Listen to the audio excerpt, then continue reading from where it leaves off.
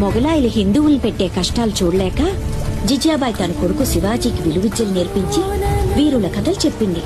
తన కొడుకులో పౌరుషాన్ని రెచ్చగొట్టి వాళ్ల మీద తిరగబడేలా చేసింది. అప్పటి మొగలాయిల సేనాధిపతిగా అఫ్జల్ ఖాన్ అని ఉండేవాడు. వాడు పొడుగ్గా 7 అడుగుల ఎత్తున రాక్షసుల్లా ఉంటాడు.